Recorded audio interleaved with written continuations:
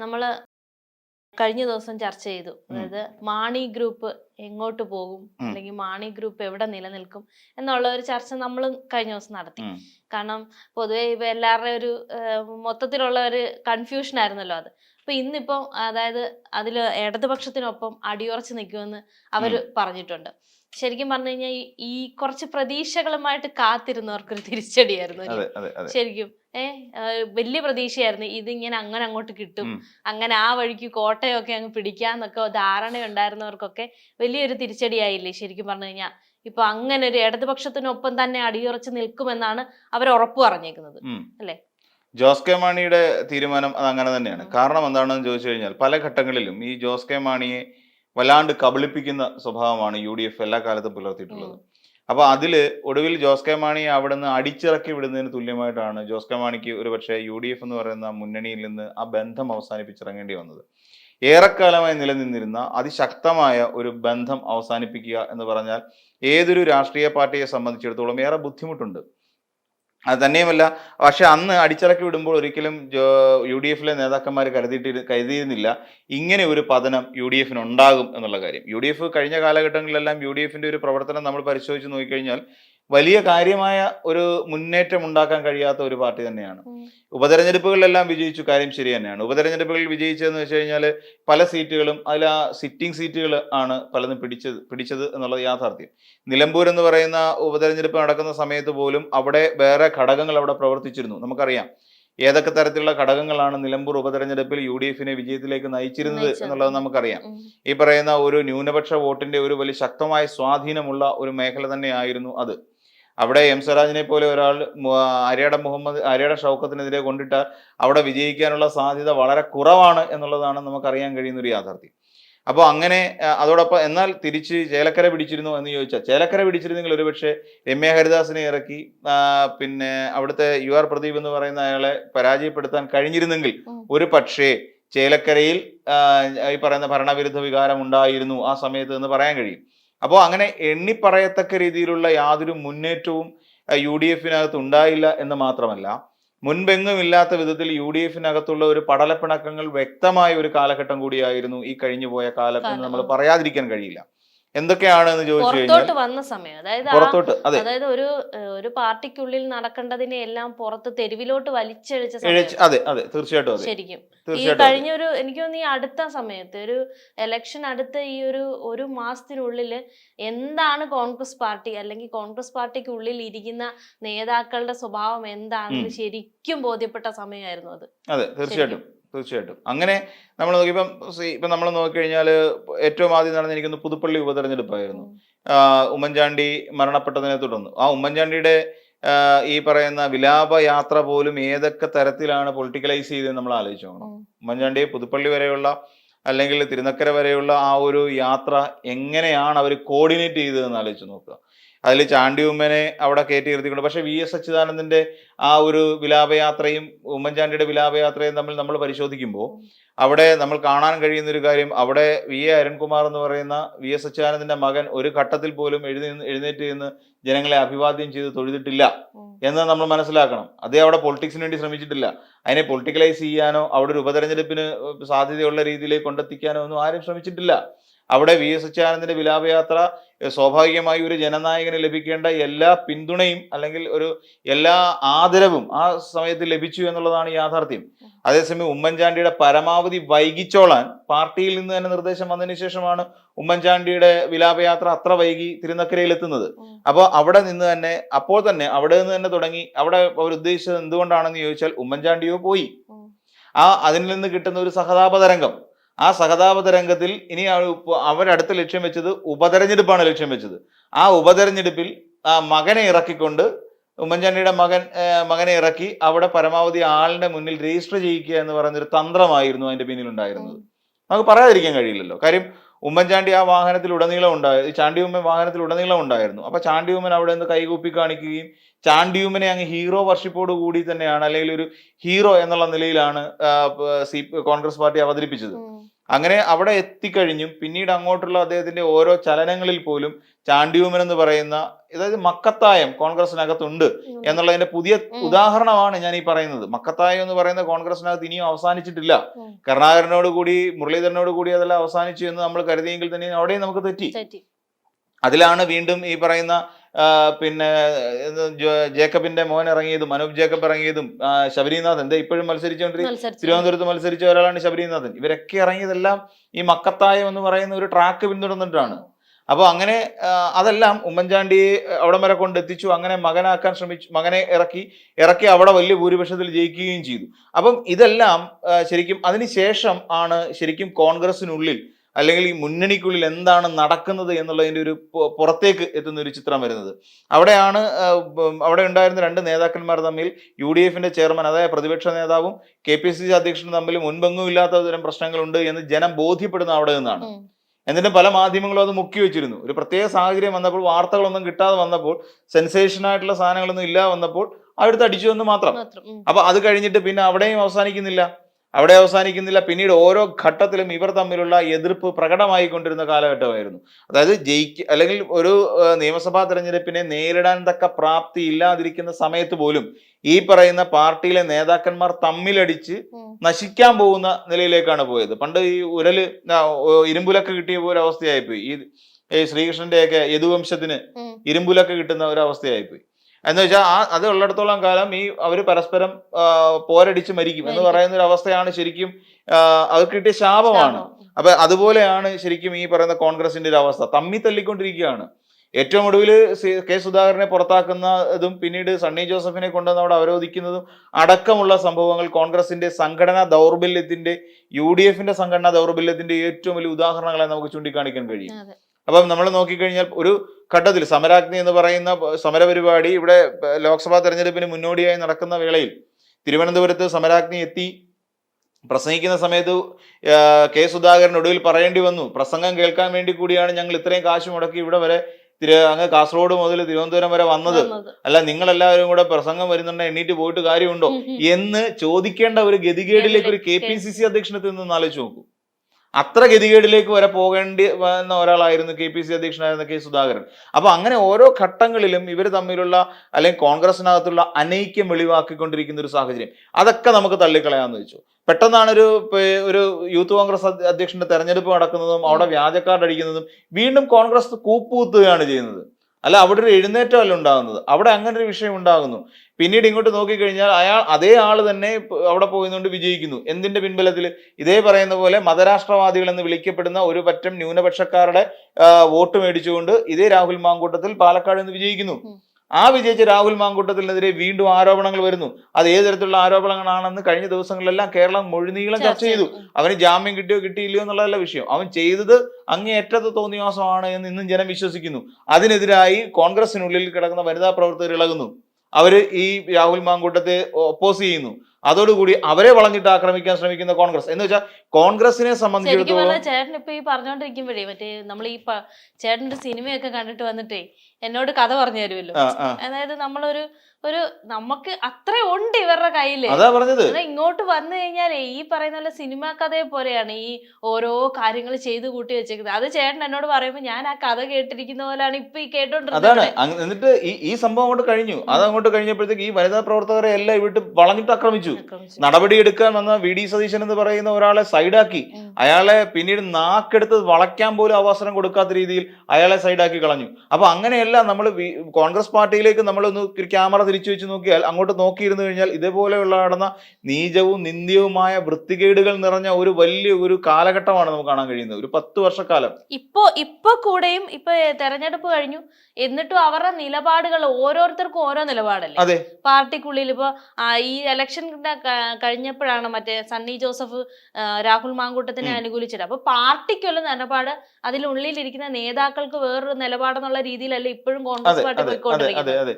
അതാണ് പറഞ്ഞത്, അവർക്കൊരു ഐക്യപ്പെടാൻ കഴിഞ്ഞിട്ടില്ല. കോൺഗ്രസ് നേതൃത്വത്തിന് അല്ലെങ്കിൽ നേതാക്കന്മാർക്ക് പല കാര്യത്തിലും അവർക്ക് ഒരേ അഭിപ്രായത്തിലേക്ക് എത്തിച്ചേരാൻ കഴിയുന്നില്ല. അവർ പറഞ്ഞല്ലോ, ഞങ്ങൾ ഏകകണ്ഠേനയാണ് രാഹുൽ മാങ്കൂട്ടത്തിനെതിരെ നടപടി സ്വീകരിച്ചതെന്ന് VD സതീശൻ പറഞ്ഞു. പക്ഷേ ഐക്യകണ്ഠേനയൊന്നും അല്ല, അങ്ങനെ ഒരു കണ്ഠേനയേ ഇല്ല. അവരെല്ലാവരും വി ഡി സതീശനെ ഒറ്റയ്ക്കെടുത്ത നിലപാടാണ് എന്ന് ഏറ്റവും ഒടുവിൽ എല്ലാവരും കൂടെ ചേർന്ന് പറഞ്ഞു. ഇത് വി ഡി സതീശന്റെ മാത്രം നിലപാടാണ്, വി ഡി സതീശനാണ് അങ്ങനെ ഒരു കാര്യം കൊണ്ടുവന്നതെന്ന് സതീശനെ കുറ്റം പറയുന്ന രീതിയിലേക്ക് എത്തി. അപ്പൊ സതീശൻ സ്വാഭാവികമായും പാർട്ടിയിൽ ഒറ്റപ്പെടുന്ന ഒരു അവസ്ഥ വന്നു.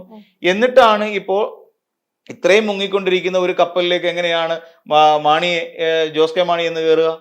ആ മുന്നണിയിലേക്ക് ജോസ് കെ മാണിക്ക് ചെന്ന് കയറാൻ കഴിയുമോ?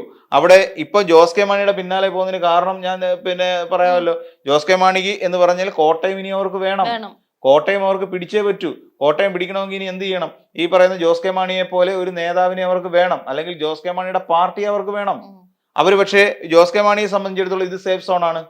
ഇനിയും ജോസ് കെ മാണി ഇപ്പൊ മറിയുകയാണെന്ന് വെച്ചു, അടുത്ത തവണ ഭരണം കിട്ടിയില്ല, ജോസ് കെ മാണി എന്ത് ചെയ്യും? ജോസ് കെ മാണിയുടെ ഗതികേടെന്ന് ആലോചിച്ച് നോക്കൂ. 2 തവണ ഒരു ഇതിന്റെ കൂടെ നിന്നിട്ട്, ഒരു മുന്നണിയുടെ കൂടെ നിന്ന് അധികാരത്തിലിരുന്ന് മന്ത്രിമാരുമായിട്ട്, പ്രൊഫഷേഴ്സിനെ അവരുടെ മന്ത്രിയാണ്, മന്ത്രിയെ വരെ കൊണ്ടു നടക്കുന്ന ഒരു മുന്നണിക്കുള്ളിൽ നിന്ന് ചാടി പുറത്തേക്ക് വന്ന് ആ UDF-നോടൊപ്പം ചേർന്ന് UDF പരാജയപ്പെടുകയും ചെയ്തു. പിന്നെ എന്ത് ചെയ്യാൻ പറ്റും? അത്തവണ അധികാരത്തിന് എന്ത് ചെയ്യും?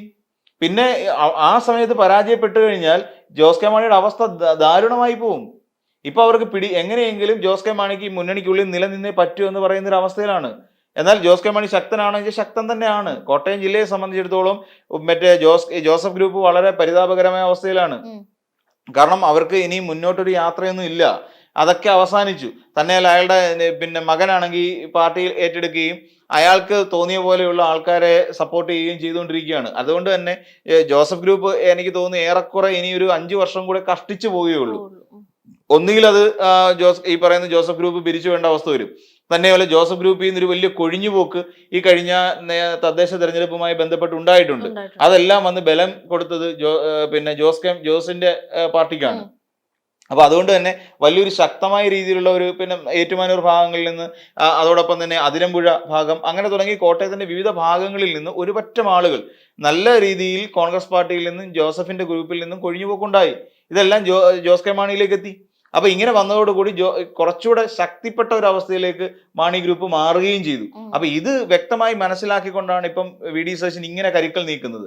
ഈ എങ്ങനെയെങ്കിലും ഇവരെ വലിച്ച് ഇപ്പുറത്തോട്ട് കൊണ്ടിടാം, ഇങ്ങനെ കൊണ്ടിട്ടതിന് ശേഷം അവർക്ക് വേണ്ട അർഹിക്കുന്ന പ്രാധാന്യം കൊടുക്കാം. പക്ഷെ ജോസ് മനസ്സിലാക്കേണ്ട ഒരു കാര്യം എന്ന് വെച്ചാൽ, ജോസ് മുന്നണിയിൽ നിന്നും അയാളെ പുറത്താക്കിയതിന് ശേഷം, പുറത്താക്കലാണ് ഉണ്ടായത്, പുറത്താക്കലിന് ശേഷം ഇയാൾക്ക് ഒരു അവസരം കൊടുക്കുകയും പ്രാധാന്യം നൽകിക്കൊണ്ട് അവിടെ വേണ്ട രീതിയിൽ സപ്പോർട്ട് ചെയ്യുകയും ചെയ്ത ഒരു മുന്നണി എന്ന് പറഞ്ഞാൽ LDF തന്നെയാണ്, അല്ല വേറൊന്നും അല്ല. പിന്നെ ജോസ് കെ മാണി ഇപ്പൊ വ്യക്തമായി കഴിഞ്ഞു, അത് കണ്ടിട്ട് ആരും വെള്ളം കോരാൻ നിൽക്കേണ്ട എന്ന് വ്യക്തമായി പറഞ്ഞു. വലിയ ചർച്ചയിലോട്ട് പോകുന്നതിന് മുന്നേ പറഞ്ഞു. അതെ, ഇനിയിപ്പം തെരഞ്ഞെടുപ്പ് അടുക്കും തോറും ഇതിങ്ങനെ ഒരു ശരിക്കും പറഞ്ഞാൽ UDF ചെയ്യുന്ന എന്താ, ഒരു പുകമറ സൃഷ്ടിക്കാൻ പോവാണ്. ഈ ഒരു എറിഞ്ഞു കൊടുക്കുക, സസ്പെൻസ് എന്ന് പറയുന്ന രീതിയിൽ ഒരു ആൾക്കാരുടെ ഇടയിലേക്ക് എറിഞ്ഞു കൊടുക്കുക. ജോസ് കെ മാണി ഇപ്പൊ ഇപ്പുറത്ത് വരും. ഇത് ഒന്നും ഇല്ലെങ്കിൽ പോലും, ഇതിനകത്തൊരു വസ്തുത ഇല്ലെങ്കിൽ പോലും ആൾക്കാർ ചർച്ച ചെയ്യോ, ജോസ് പോവാണ്, ജോസ് പോവാണ്. കാര്യം LDF-ന്റെ അവിടെ വേറെ നെഗറ്റീവ് ഇമ്പാക്ട് LDF-ന് ഉണ്ടാക്കാൻ പറ്റും. LDF വീഴുന്നു എന്ന് അതിനകത്തൊരു ഘടക മുന്നണിക്ക് മനസ്സിലായി, ഒരു ഘടക കക്ഷിക്ക് മനസ്സിലായി LDF വീഴാൻ പോകുന്നു, അടുത്ത തവണ തുടർഭരണം കിട്ടില്ല. അപ്പൊ അതുകൊണ്ട് ഈ പറയുന്ന ജോസിന്റെ ഗ്രൂപ്പ് തീരുമാനിച്ചു UDF-ലേക്ക് പോവാൻ. ഇങ്ങനെ ഒരു പുകമറ ഉണ്ടാവും. ഈ പുകമറ ഉണ്ടാകുമ്പോൾ സ്വാഭാവികമായി LDF ദുർബലപ്പെട്ടു എന്ന് ജനങ്ങൾ ചിന്തിച്ചു തുടങ്ങും. ഇതിനു വേണ്ടിയിട്ടുള്ള ശ്രമങ്ങളാണ്. അതോടൊപ്പം തന്നെ വേറൊരു CPI ഇപ്പൊ പോകുന്നു. അപ്പം CPI ഇങ്ങോട്ട് ആണ് സസ്പെൻസ് എന്ന് പറഞ്ഞാൽ, ഈ സസ്പെൻസ് എന്ന് പറഞ്ഞാൽ ആര് പോവും എന്നുള്ള ഒരു ചിന്ത കൊടുക്കുന്നതാണല്ലോ ഈ സസ്പെൻസ്. CPI ആണോ? CPI പോകാനുള്ള സാധ്യതയുണ്ട്. അപ്പൊ ചർച്ച ഈ വഴിക്ക് പോകും. അപ്പൊ CPI പോകാൻ സാധ്യതയുണ്ട്. കാരണം എന്താണെന്ന് വെച്ച് കഴിഞ്ഞാൽ PM ശ്രീ പദ്ധതി അവരുടെ മുന്നണി ബന്ധം അനുസരിച്ച് ആലോചിച്ചില്ല. അപ്പൊ CPIക്ക് പോകാനുള്ള സാധ്യതയുണ്ട്. ഇങ്ങനെ ഒരു പുകമറ സൃഷ്ടിക്കുന്നു ജനങ്ങളിൽ. അപ്പോഴും എന്ത് വന്നാലും വന്ന് അടിയാനുള്ള സ്ഥലമാണ് കോൺഗ്രസ്, അവര് തന്നെ പറഞ്ഞോണ്ടിരിക്കുക. അപ്പൊ പിന്നെ ഇതിനകത്തുള്ള പ്രധാനപ്പെട്ട അജണ്ട ഏതാണ്? ഇങ്ങനെ ഒരു പുകമറ ഇങ്ങനെ സൃഷ്ടിച്ച് ഏറ്റവും ഒടുവിൽ കണ്ടോണ്ട് ഇതൊന്നും സംഭവിക്കാൻ പോകുന്നില്ല.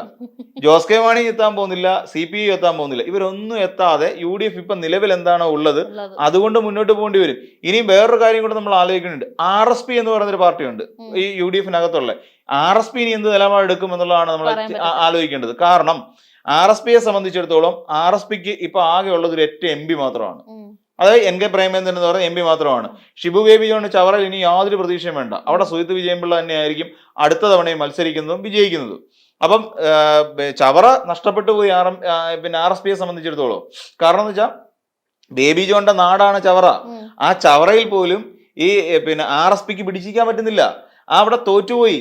ആകെയുള്ള കൊല്ലത്താണ്. കൊല്ലത്ത് ലോക്സഭയിലാണ് ഉള്ളത്. വേറെ ഇനി അവർ ആവശ്യപ്പെട്ടുകൊണ്ടിരിക്കുക. ഇനിയും കൂടുതൽ സീറ്റുകൾ വേണം, ഞങ്ങൾക്ക് കൊല്ലം ജില്ലയിൽ കൂടുതൽ സീറ്റുകൾ വേണം, അപ്പൊ ചവറ കൊടുക്കാന്ന് പറയും. ഷിബു ബേബി ഞാൻ പറയും എനിക്ക് വേണ്ട ചവറ. കാര്യം എന്താ, ചവറയിൽ നിന്ന് ഇനി വിജയിക്കില്ല, പോയി കഴിഞ്ഞു. ചവറ എന്ന് പറയുന്ന മണ്ഡലം പിന്നെ RSPയുടെ കയ്യിൽ നിന്ന് പോയി, അത് വേണ്ട, പകരം വേറെ മണ്ഡലം ഞങ്ങൾക്ക് വേണം. അപ്പൊ കോൺഗ്രസിന്റെ കയ്യിലിരിക്കുന്ന മണ്ഡലം തന്നെയാണ് കൊല്ലം, അവരാവശ്യപ്പെടുന്ന കൊല്ലം ഞങ്ങൾക്ക് വേണം, അല്ലെ പൊന്നൂര് കാര്യമില്ല. അപ്പം ഇങ്ങനെ പറയുമ്പോൾ അവർക്ക് വേണ്ടതെന്ന് വെച്ച് കഴിഞ്ഞാൽ വിജയസാധ്യതയുള്ള ഒരു മണ്ഡലം അവർക്ക് വേണം. ഈ ഒരു ആവശ്യം ഉന്നയിച്ചുകൊണ്ട് ഇപ്പം പിന്നെ RSP നിലനിൽക്കുക. അപ്പൊ അങ്ങനെ വരുമ്പോൾ RSPക്കും പ്രശ്നമാണ്, RSPക്കും ബുദ്ധിമുട്ടാ. ഇനിയിപ്പം നേരെ മറിച്ചും ചിന്തിച്ചു നോക്കി, RSP LDFിലേക്കാണെന്നുണ്ടെങ്കിൽ അവിടെ വേറെ ഇനി പിന്നെ ഇടതുപക്ഷത്തിന്റെ സ്ഥാനാർത്ഥിയെ തപ്പണ്ട, RSPക്കാരനെ അവിടെ നിർത്തിയാൽ മതി. ഇതിൽ NK പ്രേമചന്ദ്രന് താല്പര്യമുണ്ട് കൊല്ലത്ത് മത്സരിക്കാൻ, കൊല്ലം നിയമസഭാ മണ്ഡലത്തിൽ മത്സരിച്ച് അടുത്ത തവണ ഒരു മന്ത്രിയെങ്കിലും ആകണം എന്നുള്ള ആഗ്രഹമുണ്ട്. അതുകൊണ്ടാണ് ഇപ്പം ഈ ആഞ്ഞടിച്ചുകൊണ്ടിരിക്കുന്ന NK പ്രേമചന്ദ്രൻ. അവിടെ കൊല്ലത്ത് സീറ്റ് കിട്ടും എന്നുള്ള പ്രതീക്ഷയിലാണ്. പക്ഷെ UDF തേക്കും, അവര് അവിടെ പാർട്ടി കോൺഗ്രസിന്റെ സീറ്റാണ്, ആ കോൺഗ്രസിന്റെ സീറ്റിൽ തന്നെ കോൺഗ്രസ്സുകാരൻ തന്നെ മത്സരിക്കും, അല്ല ഇവിടെ മത്സരിപ്പിക്കൂല. ഇത് വേറെ അതിന്റെ ഒരു യാഥാർത്ഥ്യം അതാണ്. അപ്പൊ RSPക്ക് ചെറിയ പ്രശ്നങ്ങൾ ഉണ്ടാകാനുള്ള സാധ്യത. ഇവർ ടാലി ചെയ്യാൻ മാർഗമൊന്നുമില്ല. RSP പോയി കഴിഞ്ഞാൽ അവർക്ക് പിന്നെ ആകെപ്പാടെ അവർക്ക് വലിയ നഷ്ടം പറയാനില്ലെങ്കിൽ പോലും ഒരു ഘടകകക്ഷി നഷ്ടപ്പെട്ടു എന്ന് പറയുന്ന ഒരു പ്രശ്നം ഉണ്ടാവും. പിന്നെ ഞാൻ നേരത്തെ സൂചിപ്പിച്ച പോലെ ഒരു ജില്ല ഒടിഞ്ഞ പോലെ ഒരു ഫീൽ ഉണ്ടാവും. പക്ഷേ RSP ഈ കുറച്ച് ദിവസം ഇനി ഇങ്ങനെ കത്തി നിൽക്കും. കാരണം ഈ അടുത്ത തെരഞ്ഞെടുപ്പിൽ ഇവരുടെ ഒരു നിലപാട് വരുന്നത് സീറ്റ് ചർച്ച വരുമല്ലോ. ഇനി നമ്മൾ ഏറ്റവും കൂടുതൽ പ്രശ്നം ഉണ്ടാകാൻ പോകുന്നത് ഈ സീറ്റ് ചർച്ച വരുമ്പോഴാണ്, സീറ്റ് വിഭജന ചർച്ച വരുമ്പോഴാണ്. ഈ ചർച്ചയിലാണ് വലിയ പ്രശ്നം ഉണ്ടാകാൻ പോകുന്നത്. എന്തുകൊണ്ടാണെന്ന് ചോദിച്ചാൽ CPM-നെ സംബന്ധിച്ചിടത്തോളം അല്ലെങ്കിൽ LDF-നെ സംബന്ധിച്ചിടത്തോളം അവർക്ക് സ്പോൺസർമാരില്ല. ഒരു സ്ഥാനാർത്ഥിയെ പാർട്ടി ഒരു ലിസ്റ്റ് പ്രഖ്യാപിക്കും, ആ ലിസ്റ്റ് പ്രഖ്യാപിച്ചു കഴിഞ്ഞാൽ അതിനകത്ത് വേറെ അപ്പീലുകൾ വരാൻ സാധ്യതയില്ല. അതേസമയം UDF-ൽ അങ്ങനെയല്ല. UDF-ൽ ഓരോ നേതാക്കന്മാരുടെ പിന്നിലും കുറച്ച് ചോട്ടാ നേതാക്കന്മാരുണ്ട്. കോട്ടയാ, ഇപ്പൊ MLA കോട്ട, MP കോട്ട എന്നൊക്കെ പറയുന്ന പോലെ ഓരോ കോട്ട വ്യവസ്ഥയാണ്. അതായത് രമേശ് ചെന്നിത്തല പറയും എൻ്റെ ഒരു 10 പേരുണ്ട്, അവരെ സ്ഥാനാർത്ഥിയാക്കണം, ഓക്കെ, അങ്ങനെ തീരുമാനം എടുക്കും. അപ്പം KC പറയുന്നത് എൻ്റെ ഒരു 50 പേരുണ്ട്, അവരെ സ്ഥാനാർത്ഥിയാക്കണം. അപ്പൊ ഇങ്ങനെ ഓരോരുത്തർക്കും ഓരോ കോട്ട വെക്കും. എന്നിട്ട് ഇതിന്മേലൊരു വലിയ ചർച്ച നടക്കും. കാര്യം ഇത് തദ്ദേശ തെരഞ്ഞെടുപ്പല്ല, നിയമസഭാ തെരഞ്ഞെടുപ്പാ. ഇതിനകത്ത് ജയിക്കുന്ന ഒരു MLA ആണ്. ഇതിൽ ആ ജയിക്കുന്ന MLA-മാരിൽ നിന്നാണ് പാർട്ടി ജയിച്ചു കഴിഞ്ഞാൽ മന്ത്രിയാവേണ്ടി വരും. അപ്പം ഓരോരുത്തരും മന്ത്രി ആകാൻ യോഗ്യതയുള്ള ആളുകളെ ആയിരിക്കും ചൂസ് ചെയ്ത് മുന്നോട്ട് കോട്ട അടിസ്ഥാനത്തിൽ കൊടുക്കുന്നത്. തന്നെയല്ല, മന്ത്രി ആകാൻ വേണ്ടിയിട്ട് ഈ MLA-മാരുടെ പിന്തുണയും വേണം. അപ്പൊ ഇതിനു വേണ്ടിയിട്ടുള്ള പരിശ്രമമായിരിക്കും പിന്നീട് നടക്കുന്നത്. അപ്പൊ ഇങ്ങനത്തെ ചർച്ചകൾ, സീറ്റ് വിഭജന ചർച്ചകൾ വരുമ്പോഴാണ് പലർക്കും ഇതിനകത്ത് പ്രശ്നം ഉണ്ടാകുന്നത്. അപ്പോൾ ഈ മുന്നണി മാറ്റ ചർച്ചകൾ സജീവമാകും. അങ്ങനെ അവർക്ക് കിട്ടേണ്ട ഇന്ന സീറ്റുകൾ ഞങ്ങൾക്ക് വേണമെന്ന് പറയുന്ന ഒരു ആവശ്യം അവർ ഉന്നയിക്കും. അത് പറ്റില്ല, അവിടെ ഞങ്ങൾ മത്സരിക്കും എന്ന് ഈ ഘടകകക്ഷികൾ തമ്മിൽ അങ്ങോട്ടും ഇങ്ങോട്ടും ചർച്ച വന്ന് ഇത് സമവായത്തിലെത്താതെ പിരിയുന്നതോടുകൂടി അവിടെ തൊട്ടടുത്ത ഇതിലാണ് മുന്നണി മാറ്റ ചർച്ചകൾ വരുന്നത്. മുന്നണി മാറുന്നതിനെ കുറിച്ച് ആലോചന വരും.